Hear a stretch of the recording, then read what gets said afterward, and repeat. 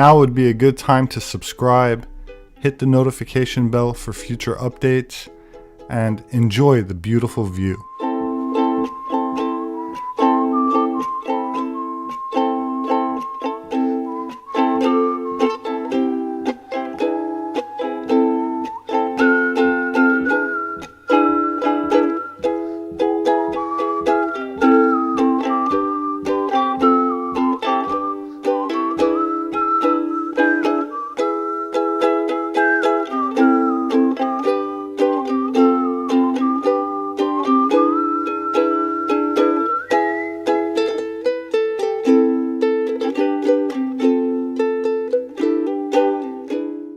I was on my way to the Griffith Park Observatory, but decided to stop by the beach first to get in some exercise.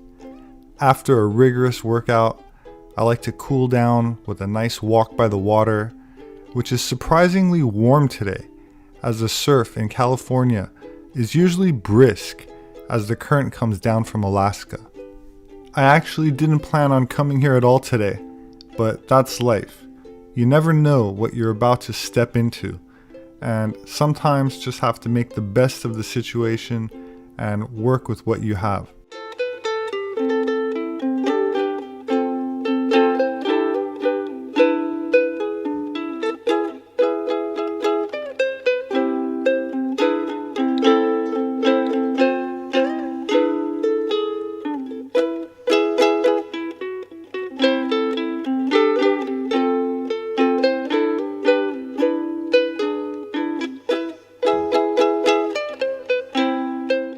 An icon of Los Angeles, Griffith Park is the largest urban wilderness municipal park in the United States, filled with hiking trails, nature, wildlife, and of course, the famous Hollywood sign. The views from up here are spectacular, from downtown LA to the Pacific Ocean, and an extensive array of space and science-related displays, including a massive telescope available for the public to use, as admission has been free since the observatory's opening in 1935, in accordance with the will of Griffith J. Griffith, the benefactor after whom the observatory is named. The Astronomer's Monument is a large outdoor concrete sculpture on the front lawn of the observatory that pays homage to 6 of the greatest astronomers of all time: Hipparchus, Copernicus, Galileo, Kepler, Newton, and Herschel. Over 7 million people have been able to view through the 12-inch refractor since the observatory's 1935 opening, and this is the most people to have viewed through any telescope. In his will, Griffith donated funds to build an observatory, exhibit hall, and planetarium on over 3,000 acres of land he donated to Los Angeles, with the stated goal to make astronomy accessible to the public, as opposed to the prevailing idea that observatories should be located on remote mountaintops and restricted to scientists. The building combines Greek and 19th century French neoclassicism, as well as Gothic and Renaissance elements, all under a large central dome. The planetarium shows at the observatory are offered several times a day and are very child-friendly, and a much better way for kids to spend their time in Hollywood instead of watching the actual propaganda content produced by Hollywood. For those that are interested, I will be hosting some free guided tours here, where I'll be focusing on some of the more esoteric science exhibits inside, such as a large Tesla coil, which is on display since the 1930s. In the early 20th century, engineer and inventor Nikola Tesla made the astonishing claim that he was receiving radio communications from Mars. This was during the development of wireless technology, where sending and receiving electromagnetic waves through the air offered new methods of searching for communications from space. An article from the Richmond Times offered an extensive description and commentary on his alleged discovery. Quote, as he sat beside his instrument on the hillside in Colorado in the deep silence of the austere, inspiring region where you plant your feet in gold and your head brushes the constellations, as he sat there one evening, alone, his attention, exquisitely alive at the juncture, was arrested by a faint sound from the receiver. 3 fairy taps, one after the other, at a fixed interval. What man who has ever lived on this earth would not envy Tesla at that moment? Of course, much of Nikola Tesla's work is still classified as it pertains to national security, as if World War II never really ended. However, a considerable amount of interesting, direct quotes were published before the war.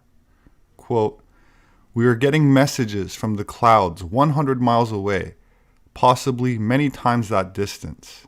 Do not leak it to the reporters. Movements on instruments repeated many times concludes it to be a message from another planet. The feeling is constantly growing on me that I've been the first to hear the greetings of one planet to another." I refer to the strange electrical disturbances, the discovery which I announced 6 years ago. At that time, I was only certain that they were of planetary origin. Now, after mature thought and study, I've come to the positive conclusion that they must emanate from Mars.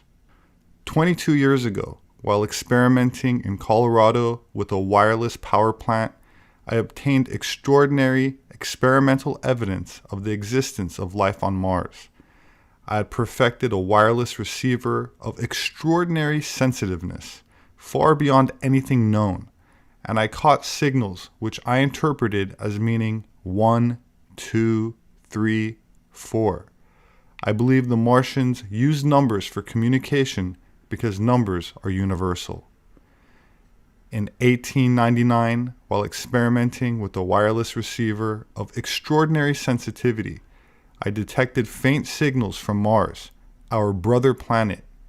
I could not interpret the signals, but they seemed to suggest a numerical code: 1, 2, 3, 4.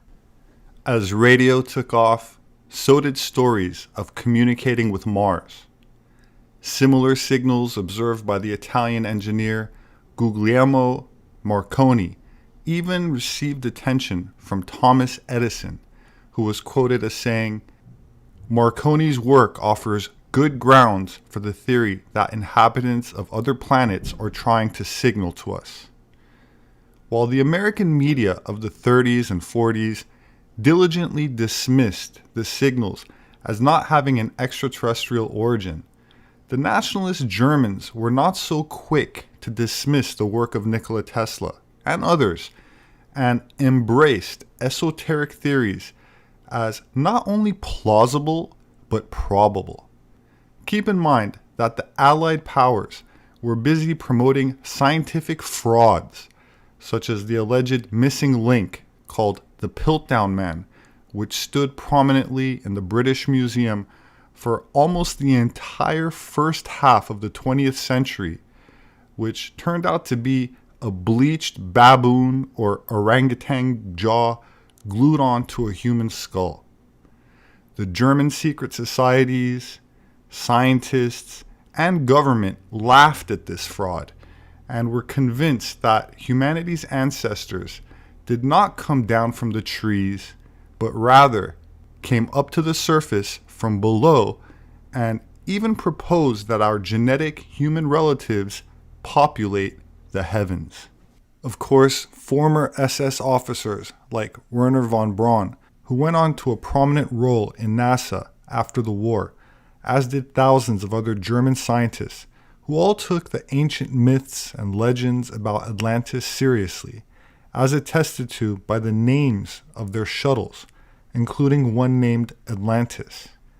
If you followed this channel for any length of time, you've probably heard me speculate about the capital of the Atlantean Empire being somewhere in the Atlantic around the Azores Islands, with the archipelago being the top remnants of the antediluvian mountains. Keeping that in mind, Here's a photo published by NASA of the space shuttle Atlantis to the side of the Canary Islands, to the west where the Azores Islands would be.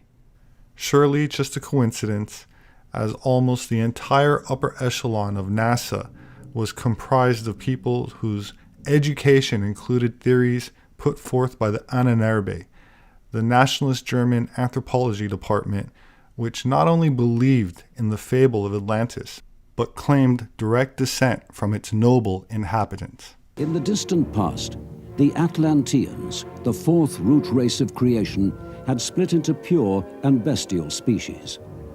After many thousands of years, the pure race, the Aryan godmen of the fifth root race, had interbred with the beasts.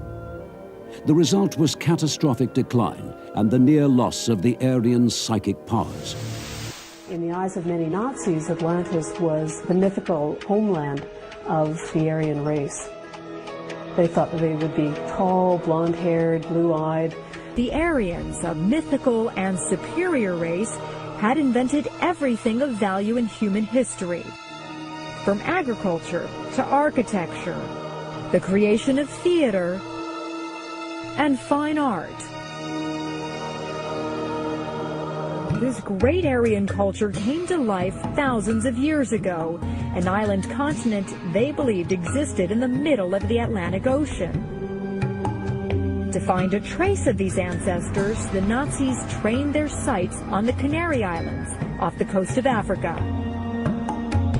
They saw this as being sort of the southern edge of this sort of mythical Atlantean continent. And they also were really kind of focused on accounts of mummies that had been found on the Canary Islands that had blonde hair.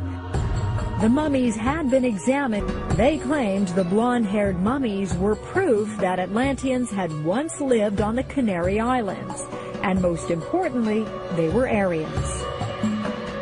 Now that they had proof of an Atlantean fatherland, the Nazi scientists concocted an even more bizarre theory to explain its destruction and disappearance. It was called the world ice theory.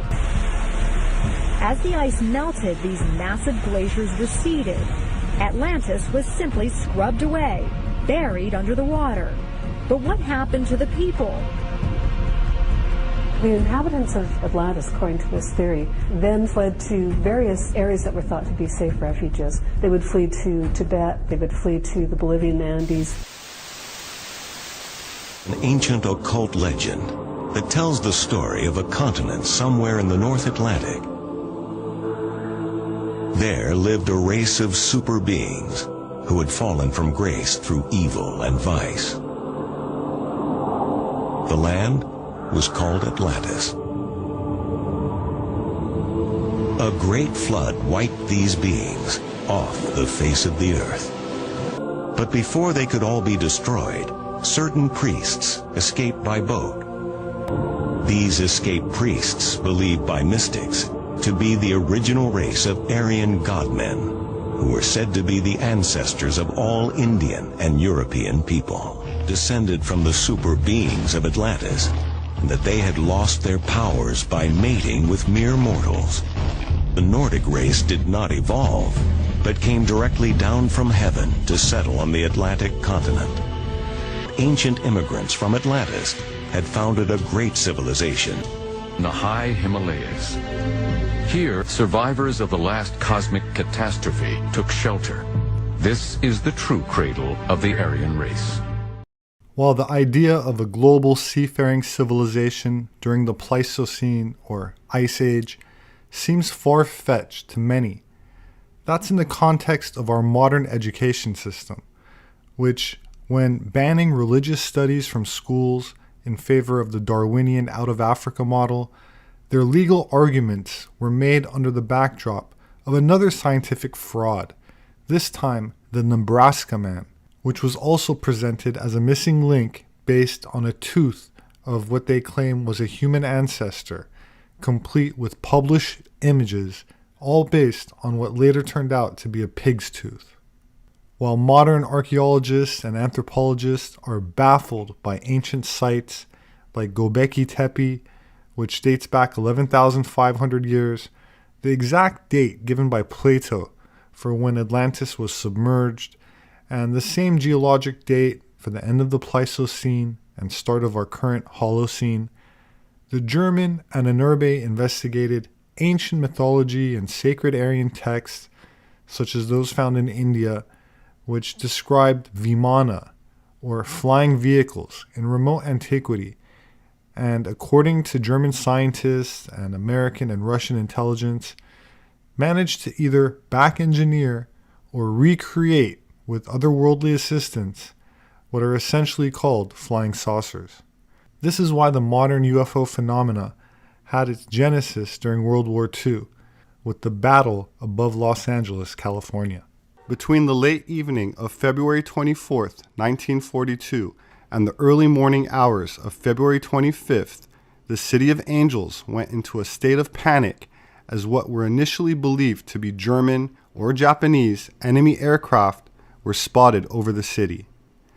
Taking place on the heels of the Pearl Harbor bombing, and just one day after a confirmed submarine attack off the Santa Barbara coast, the UFO sighting touched off a massive barrage of anti-aircraft fire with some 1,400 shells shot into the skies above Los Angeles and lasting the better part of the evening.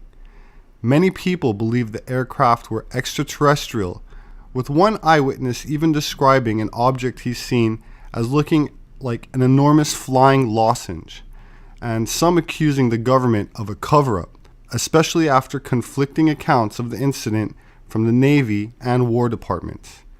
As if to confirm public fears of extraterrestrial attack, one famous LA Times photograph emerged from the incident showing an ominous, saucer-like object hovering over the city. This much-debated photograph inspired America's first major UFO controversy a full 5 years before Roswell. And now for news of our own West Coast, we take you to Los Angeles and the report of Byron Palmer. Anti-aircraft guns went into action against unidentified aircraft in the Los Angeles area shortly after 3 a.m. Pacific wartime this morning. The anti-aircraft guns began barking during a blackout ordered by the 4th Interceptor Command at 2:25 a.m. The unidentified object, which some sources thought might be a blimp, moved slowly down the Pacific coast from Santa Monica and disappeared south of Long Beach. Army officials declined to comment on the possibility that the object might have been a blimp. However, it required nearly 30 minutes to travel some 25 miles, far slower than an airplane. Watchers on the rooftop of the Columbia Broadcasting Building in the heart of Hollywood could plainly see the flashes of guns and searchlights sweeping the skies in a wide arc along the coastal area. Concussion of the shells could be felt in downtown Los Angeles, 15 miles away. U.S. Army planes quickly took to the dark skies, but whether they contacted the object has not been announced. Army officials say they will not comment until they receive a full report of the action. Although some watchers say they saw airplanes in the air, semi-official sources say they probably were the U.S. Army's pursuit. Several observers say they saw one or more planes spotlighted by 20 or 30 searchlights. The object moved southward, presumably over Huntington Park at the western edge of Los Angeles, and on southward to about Long Beach on the coast. By 3:30 a.m., observers said the object appeared to be over the south of Long Beach. Searchlights closely followed the object down the coast and kept it centered in their glare.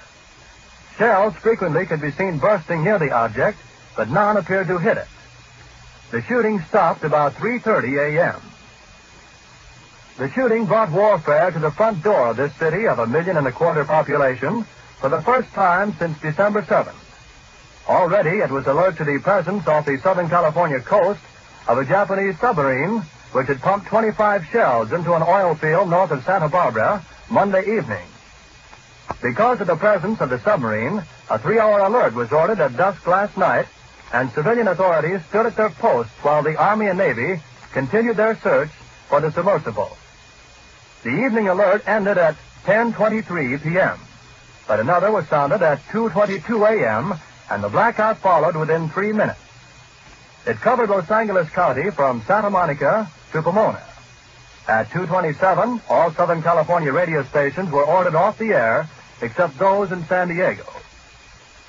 Approximately 20 minutes after the firing died down, the ship returned and headed westward from Long Beach toward Santa Monica. The guns went into action again, hurling round after round of shells at the object.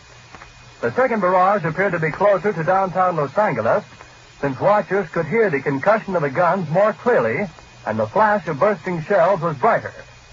Then the ship disappeared for the second time over the ocean. We return you now to CBS in New York. The Battle of Los Angeles did in fact claim 6 lives. 3 civilians were killed directly by friendly fire, while 3 others suffered heart attacks during the event.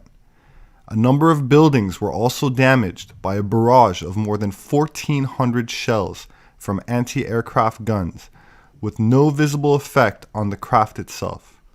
It eventually drifted leisurely south towards Long Beach and vanished from view. Some people have suggested that the Japanese were launching planes from a secret base in Mexico, while others theorized that they had developed a submarine capable of carrying aircraft. Of course, the Germans were also rumored to have U-boats large enough to launch aircraft from, but for some reason, many technological aspects of World War II is still kept classified, as is Operation High Jump, where the Allied armed forces invaded Antarctica in 1946 with a massive armada consisting of thousands of soldiers and 3 aircraft carriers, yet the public is still kept in the dark despite over 70 years having passed since the United States, Britain, and the other allies suffered their mysterious defeat in 1947. It's almost as if there's still some sort of threat that remains out there. Otherwise, why the secrecy? And to whom exactly would this threat be directed at? An eyewitness testimonial to the events that transpired over Los Angeles in 1942 was William Tompkins, who worked for the Navy during World War II and before passing away recently at the age of 94, went public about what he claims was advanced German technology and the reality of people from other worlds. Here's Bill Tompkins on the Jeff Rentz program. Please tell me, Bill, Battle of L.A., 1942, extraterrestrials over Los Angeles. Most people were told it was Japanese, but it wasn't. Tell us what you know, Bill, what you saw. Well, actually, we were living in Long Beach at that time, and around 7 o'clock, my brother and I were reading the newspaper on the floor. My dad called us and told us to come out onto the deck. We were on the second floor of a very large house that was broken up into 4 apartments. And so they had a big deck way up. And we were 4 blocks from the ocean. So we couldn't see the water, but we could see the area above it, and here was this bright light. And all 3 of us were looking at it. We called some of the neighbors, and they came out on their deck. We all looked at it. And while we were watching it for several minutes, a tiny beam came out of it and at about a 45-degree angle to the left and went down towards the ocean. That beam then flipped up directly towards our apartment. Hit the back of the apartment, hit the trees, lit up everything around us, and went out. Somebody knew you were watching. That's wild. That didn't just happen. It was weird.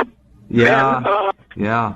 So, Was this Bill? Excuse me. Was this before or after the anti-aircraft had unloaded? Was it 4,000 rounds or something at this object, or is this the second object? What do you before, think? No, this was before, because later in the evening the anti-aircraft started firing. Okay. And incidentally, what has not been published is the number of U.S. Navy anti-aircraft guns. We had the whole fleet at that time, and they used up all of their 20 millimeter, 40 millimeter, and 5-inch guns. Firing out of where were they anchored? L.A. Harbor? Long Beach? They were in Long Beach Harbor. And they were shooting at this? Wow. Nobody talks about that.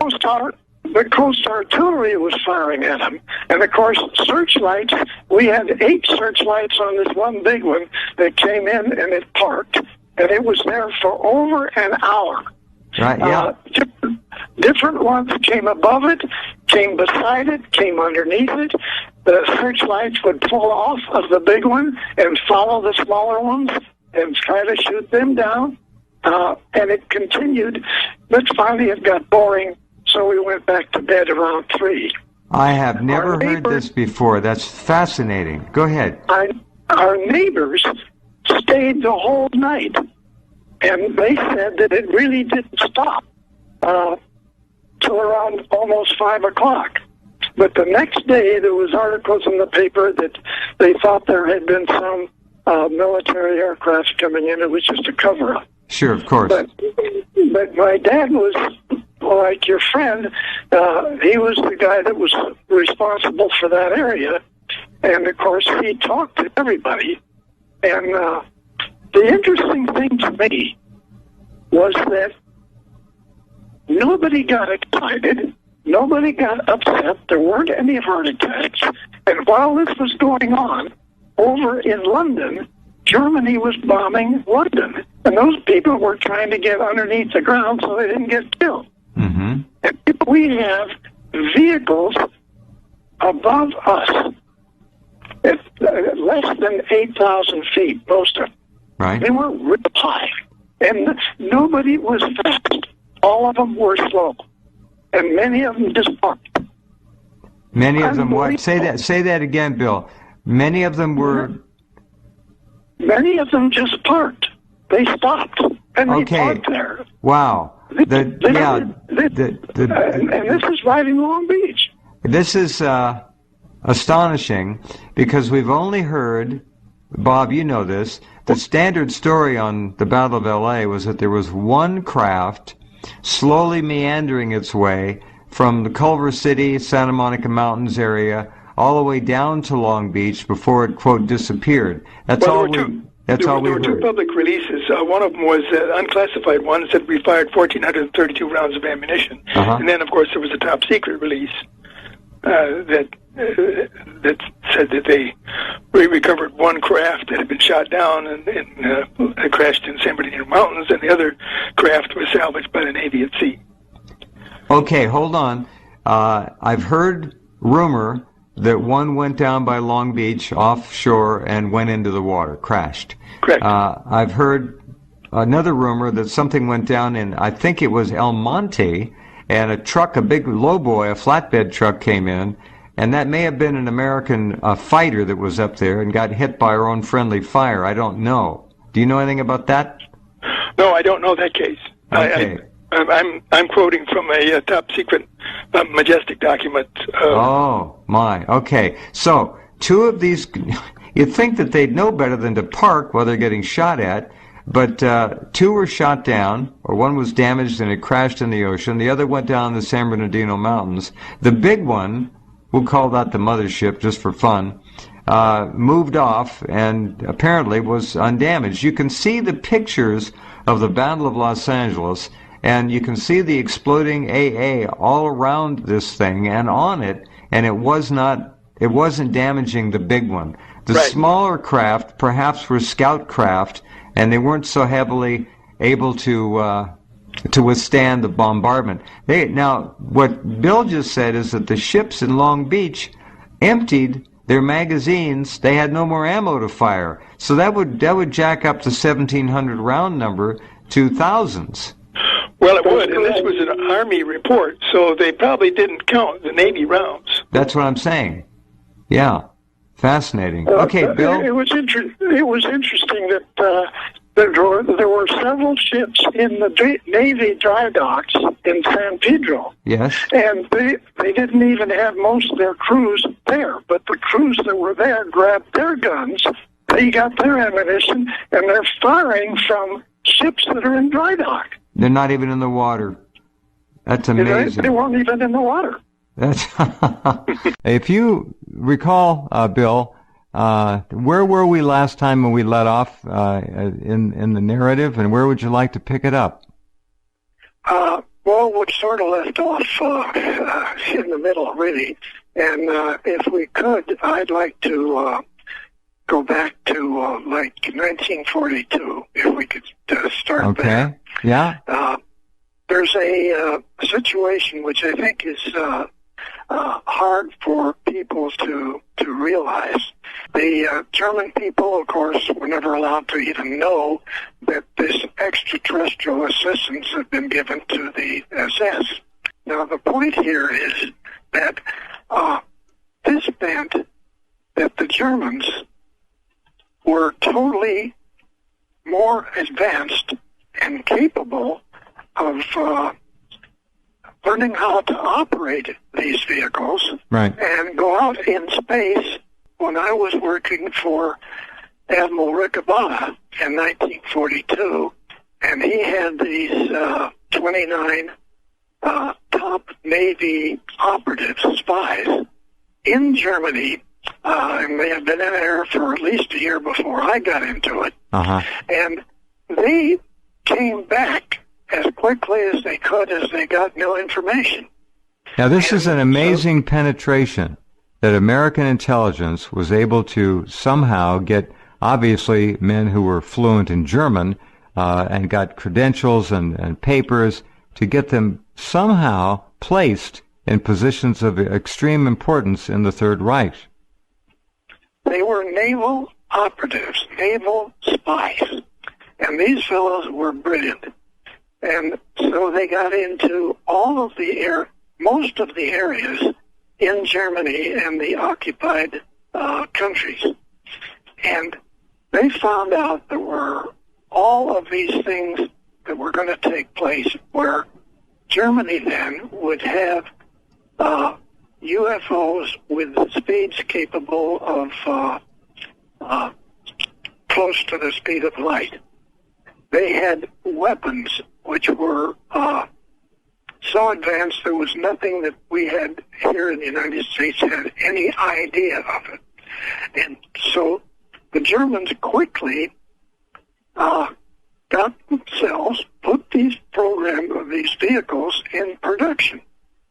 And unlike the United States, we had to take the information that the Navy operatives gave us, disseminate it out to all of the top secret organizations in the United States, Navy facilities, universities, Caltech, JPL, all of Lockheed, Douglas, Boeing. Everybody got packages, okay? But our position was totally different than the Germans in that several years went by before there was 2 UFOs that even crashed and that we could look at them. Yeah, 1947, yeah. That's right. And so it's extremely interesting that we had to try to reverse engineer everything in those UFOs that were crashed. And this took us years. Yeah, the Germans didn't have that obstacle. But there are obviously people out there right now, Bill, that are saying, what the heck? If they had this technology, how did they lose the war? Okay, that's an extremely good question. And the easiest way to answer it is that they actually did not lose the war. We didn't win the war. What happened was that the Germans were contacted by all of the U.S. Navy and all of the naval or military intelligence groups in the United States. They went in and made arrangements to take a substantial number of German scientists and bring them to the United States. Yeah, it was called the paperclip program. Thousands of them, yeah. There were lots of them. And it wasn't like there were 6 or 7 of them. Like you said, there were hundreds and hundreds and hundreds. Now, these Germans then actually were assigned into a thing called NASA. And they essentially made up 80 to 90% of NASA. But that wasn't their stop. They continued to distribute out through every top U.S. biomedical and corporations that were in aerospace companies. Right. And they then worked in these companies, and they worked to the extent that they took over the finance of these companies, and of course the Bilderberg and the Trilateral all involved in this. But the point is that Germany had 4 years before they lost the war, they decided that this tremendous opportunity that was given to them to have all of these advanced space systems, they said, we're going to move it to Antarctica. And at that particular time, extraterrestrials had 3 large caverns under the ground, under the ice, down in Antarctica, and they had 2 small ones. Right. And so they gave the 2 small ones to the SS, and they then made arrangements so that the Germans would design and build massive submarines as transports. They had no torpedoes on board. They were just large transports. And they started moving the top UFO construction, because Germany went into the construction of these various types of UFOs that were given to them. And they started taking this 4 years before the war ended. Really? So they had a massive number of slave labor that they moved down there too. And the families for all of the German SS went down there with them.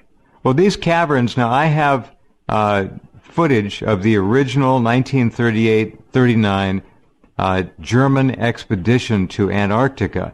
Now, that trip, as you know, was captured on film and brought back, and certainly a screened version of it was edited and released to German movie houses. It was like a newsreel. It was like a 10, 12-minute piece of film that showed the German exploration research ships going down to Antarctica. Now, my question is, in these films are some snapshots of gigantic underground caverns. I'm going to pull all these out of the films. They're old and grainy, but they're still watchable. They have Wagnerian music and a little bit of a soundtrack from a narrator here and there.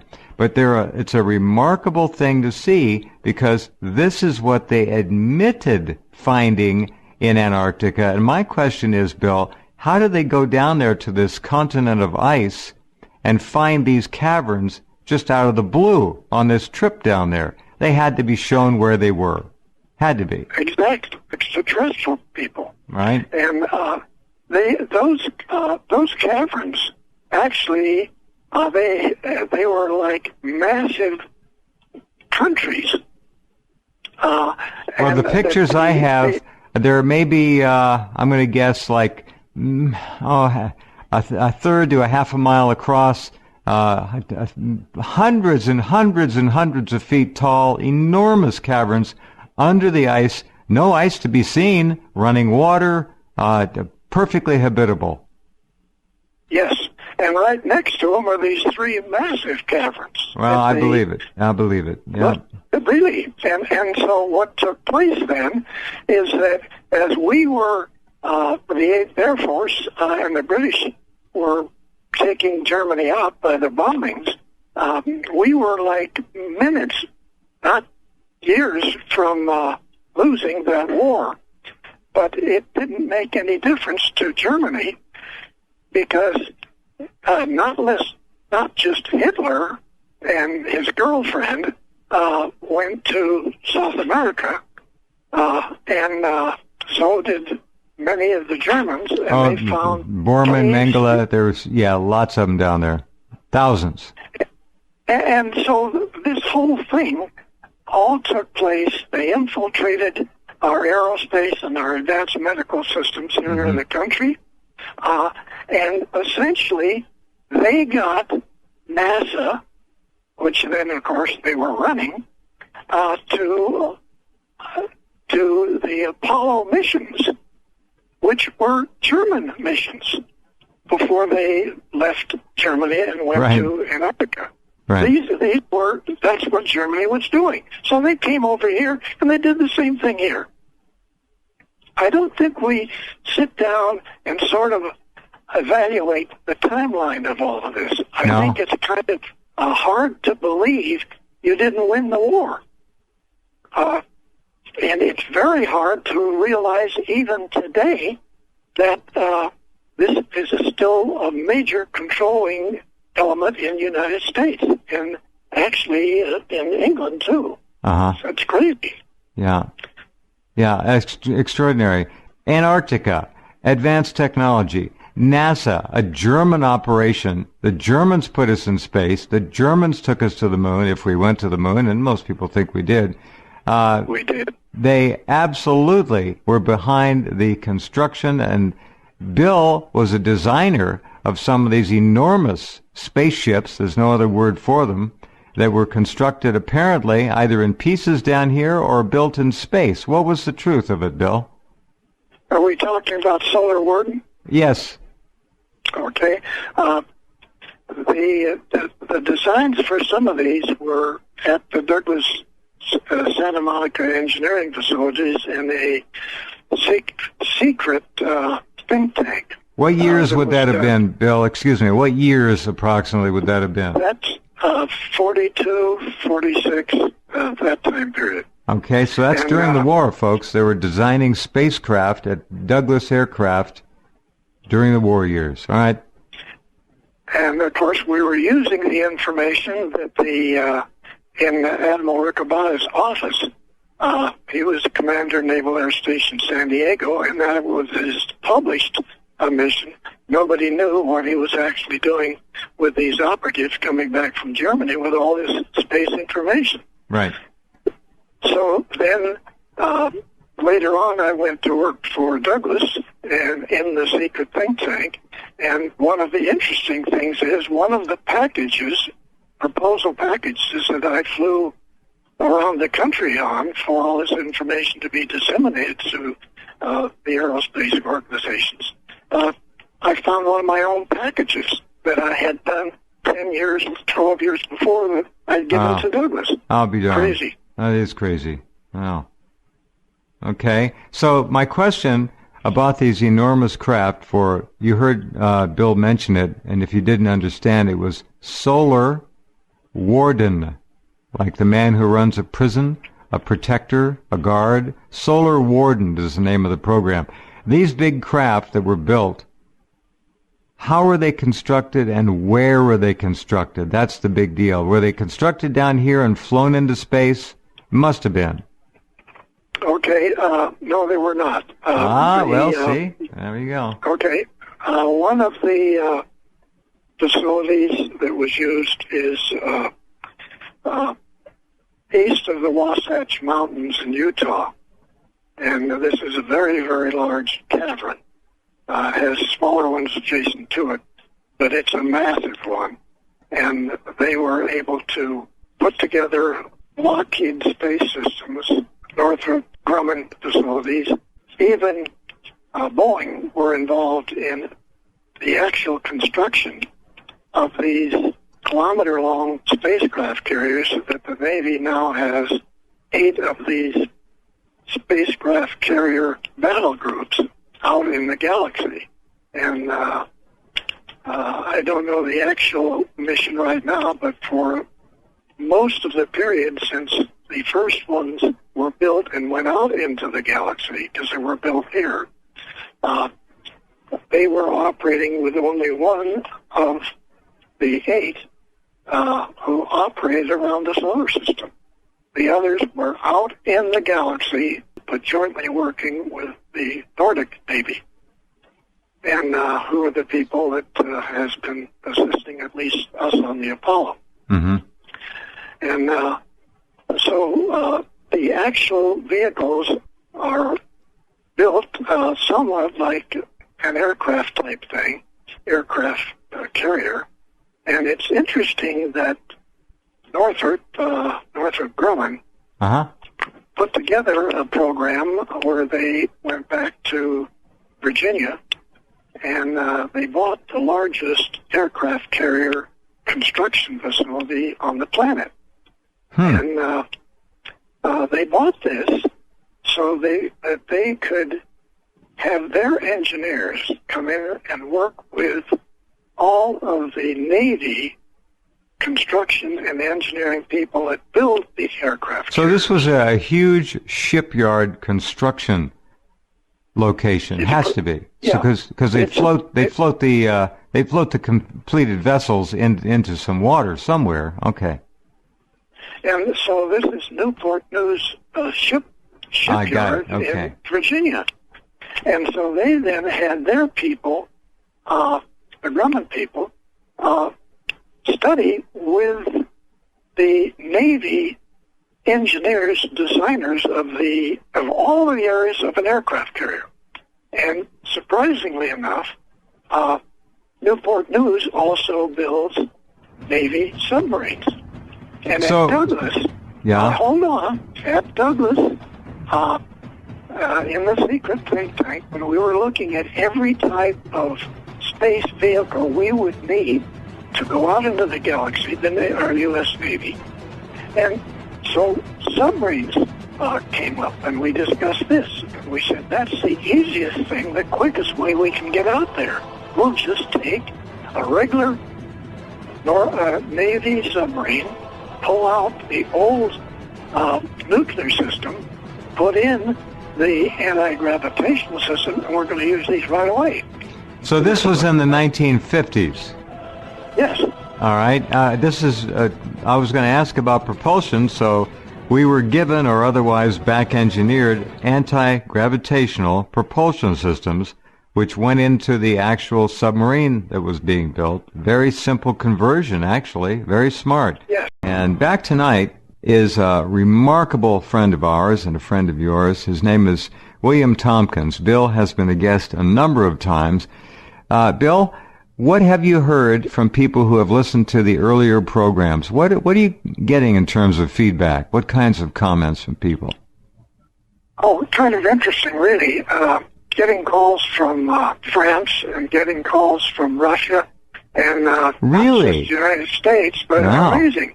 And so all your efforts to get the program around the planet are certainly successful. And I'm amazed. It's extremely interesting. People in Russia calling. Very interesting. Well, it just seems like maybe what we should do is back off just a little bit and kind of open this program up. There's one real important thing I think we all need to address it. We need to try to relate to it. Sure. Go to it. This universe is a very, very big place to be. Okay? Yeah. As many as 200 billion galaxies exist out there. We didn't talk about planetary systems like the solar system. Now, these are galaxies like the Milky Way. These are galaxies, 200 billion, at least. At least 200 billion. And then we have billions of stars in our own galaxy, the Milky Way. Oh, my gosh. And so for us to take this approach, which unfortunately we've been lied to, like you said, that there's no other people out there in the universe but us, it's kind of naive. It's ridiculous is what it is. It's absolutely absurd to even say something as dumb as that. Good Lord.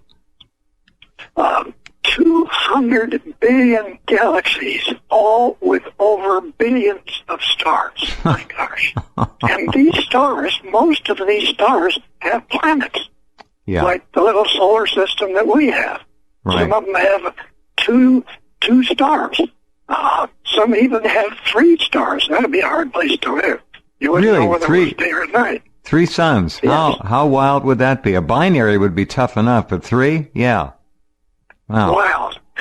But just to think that we're part of this situation and that people have been cruising, certainly not just the Milky Way galaxy, all of these other galaxies for probably billions of years.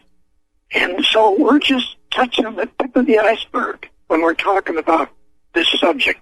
And Yes. I think people should write that number down and every once in a while just look at it and stop and think of what we're now visualizing. We can go out into the desert or we can go out of town and just on a nice clear night look up at the sky. There's hundreds of thousands of stars that we can see. Oh my gosh, it's fantastic. Mm-hmm. Even astronomy is fantastic. And our position in this is unbelievably more important than maybe we think. But we are just now learning what's going on. And I think that the more we can discuss this whole subject, the better we all are going to be. And sort of tonight, I don't know what you folks were going to say, but I would sort of like to talk about the galaxy itself. And Oh, that's fine. a little bit about where we are in it. And essentially, the situation of, say, hypothetical cases where you will accept that other people are out there in the galaxy. They're cruising the galaxy. Some of them are just grandchildren with grandma and grandpa in a cruise ship, a cruise galaxy ship, cruising the galaxy, having a ball. Others are coming here, they take a look at us, they don't pay much attention, and they go on to the rest of their cruise.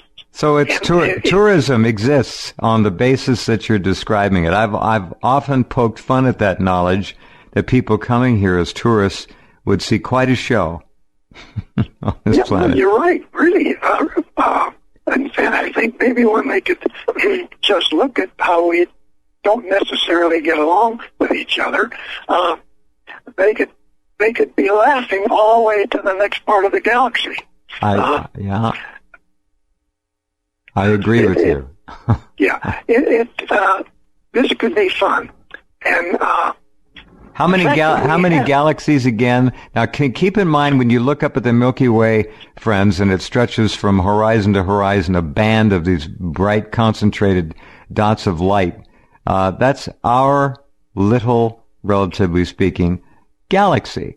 It's an enormous place, this galaxy. How many galaxies, tell them again, that we know about or can project are out there in the known universe? We have over 200 billion galaxies, all of them with billions of stars. And I think this is really important to address. Yeah.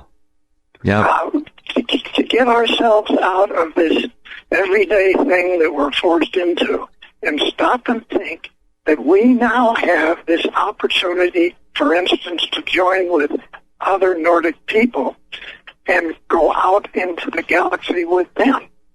Not all that stuff about the wars going on and all the bad side of it, but stop and think of our opportunities.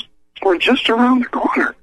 We will be able to cruise ships out in the galaxy ourselves. I just think that it's invigorating. In our Milky Way galaxy, wouldn't that be wonderful to be able to take a cruise through the Milky Way? Wow. And that's probably being done, as Bill is saying, by other intelligent forms of life in this galaxy right now. Would explain certainly some of the enormous craft that we've seen in our atmosphere down near ground level. Enormous craft, huge craft. And think of the Phoenix Lights. These craft are over a mile wide, some of them. Just enormous. And they could be cruise ships, for all we know. It's true. And it is an amazing thing to contemplate. We're kept, Bill, in such a little thimble, a little mental prison by the controllers of this planet. We have a birthright to know about what you've just mentioned. We have a birthright to think about the absolute enormity of 200 billion galaxies, each with billions of stars like our own sun. We don't think about that. We're not talked to about that. We're not told about that. We're not encouraged to ponder that.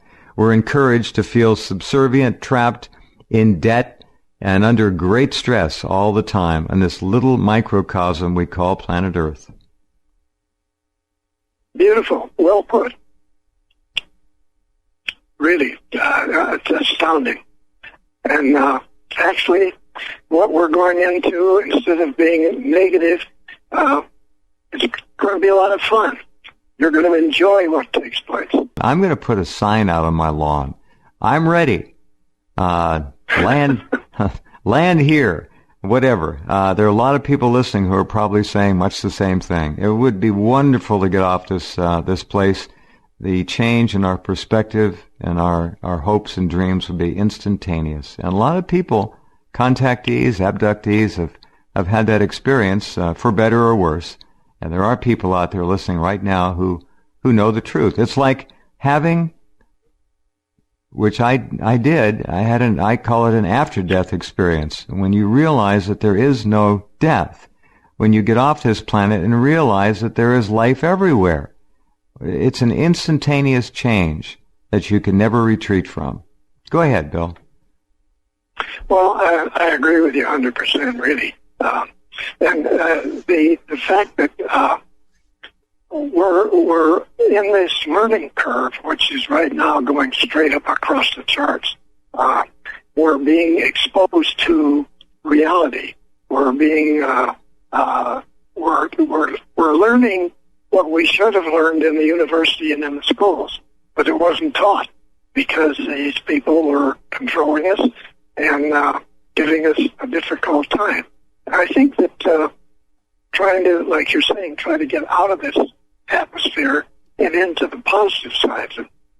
There's a lot of really wonderful things taking place, and sort of trying to put this thing together.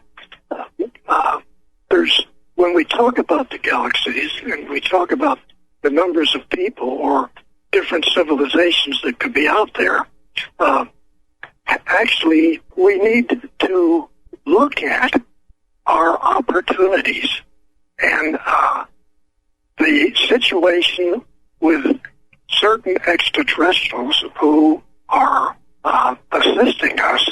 And I hate to go back to just a couple of three people back at Douglas on the Apollo program, but I have to sort of address that because these three people that were helping us were Nordic people, essentially our cousins, if you want the truth.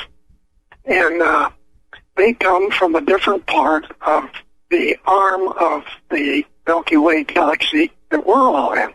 And incidentally, we're way out in the boonies. I mean, our location in this particular Milky Way galaxy, we're like out on the tip of one of the arms of the galaxy. Yeah. We're not downtown where all the action is. And so, come on. I mean, and so the opportunities are tremendous. And so to address these three Nordic people whose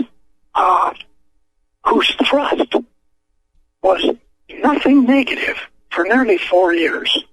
They wanted us to be successful on the Apollo program. And when we talk about the Apollo program, I don't like to repeat things, but I think it's something that's important. Fine. Because it's fine to repeat. Just going to the moon was not the Apollo program.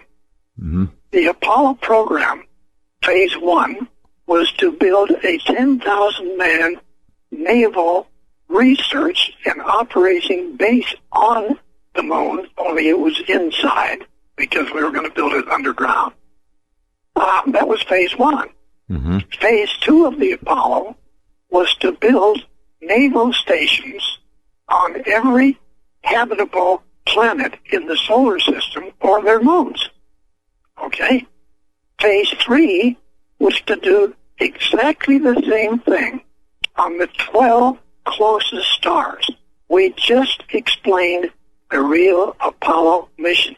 So when we're trying to put together requirements for the vehicle or for the launch vehicle or for the mission, mm-hmm. we're not just addressing getting there. We're addressing all the things that we need to do because these are stepping stones for phase two and phase three. Okay. So when we got shot down, go ahead. Uh-huh. A question for so hold that thought, when we got shot down. A question for our listeners. I think what you're clearly putting on the table is the simple fact that the NASA Apollo program, as it was presented and marketed to the public, was essentially a diversion. And so when you look at your moon, which is not yours, and then you stop and think that, wait a minute, maybe this is not your planet either, because a whole bunch of people are out there using this planet as a laboratory. So in the Apollo program, those two wonderful young ladies and that healthy-looking Nordic guy who helped us on the Apollo program to make it successful for nearly 3.5 years. I think that all of the discussion for those periods of time with these three people never made one negative comment. Everything was plus. Everything was for accomplishment, developing it, methods. And yes, they are very smart people. They come from a different part of the Milky Way galaxy. They were here to help us, join them out in the galaxy, and help us fix our own planet.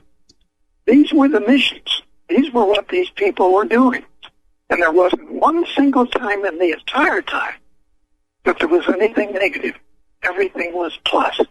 And to realize that you have these three people, even though most of engineering did not accept they were extraterrestrial, and it was a big joke, they really were. And they really did accomplish the basic problem areas on the program. Yes, they would, in the meetings, they would suggest to me telepathically, they're not in the meeting, we got 10 or 12 of us fighting over some item. She slips that answer into my head. I come up with it, and it's the answer or the fix for that part of the Apollo program. Oh, come on here. Even when my assistant, section chief, and I are on the Douglas DC-7s flying down to the Cape, where we've got these facilities being built for the Apollo launches. Yeah. And we're flying there asking ourselves, gee whiz, are we, like my assistant said to me, Bill, is this safe? And I said, what do you mean is this safe? For both of us be going down there. I mean, holy cats, she can do anything back there. She could sell a program to our, to Boeing, our competition. She could sell it to the Russians. Really, I think I should go back. Now, who is this? Who is this? Your assistant? Yeah, my assistant, the section chief. Okay, and he's a real sweet guy. Yeah, and he got worried that the Nordic woman. We both leave at the same time. That's funny. Well, what do you think? Is there a UFO cover-up, Or is New Berlin in Antarctica sci-fi fantasy for movies and video games? Es gibt ein Haus in Neu-Berlin, man nennt es Haus Abendrot. Es war der Ruin vieler guter Jungs, von mir, mein Gott, litt ich Not.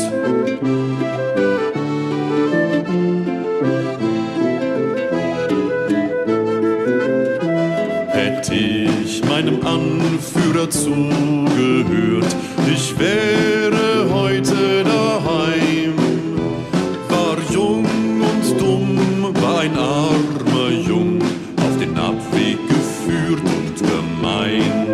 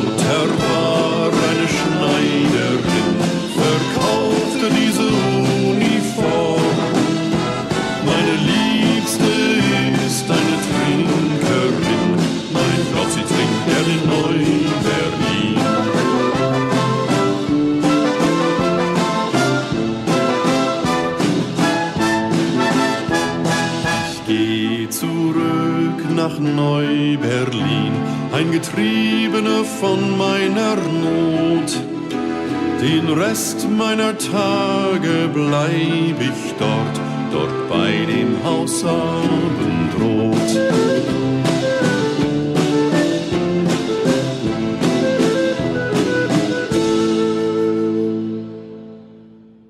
In a world that's so heavily censored, even in places that hold free speech as sacred, it can be hard to separate factual events from embellishment. That said, things seem to fall in place when one examines the motives for secrecy, namely to keep the status quo in the energy and banking sectors, both of which are fundamental to maintaining the global power structure in place, where both industries would cease to exist if free and clean energy technology were to be introduced to our planet.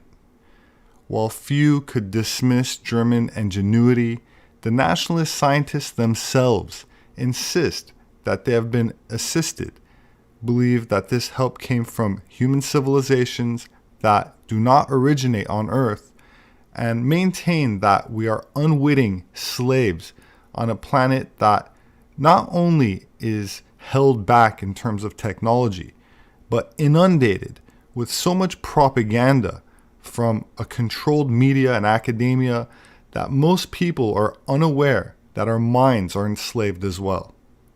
If you're ever in Santa Monica, the sushi at Noma's is excellent. Bon appetit, and thanks for listening. My name is Robert SEPEHR. I'm an anthropologist. My published work is available on Amazon, as well as through various other major book outlets. If you'd like to support my work, you could do that through patreon.com. There should be a link in the description section for those that are interested. I appreciate it. Thank you. Please have a wonderful weekend, and I hope to see you again soon.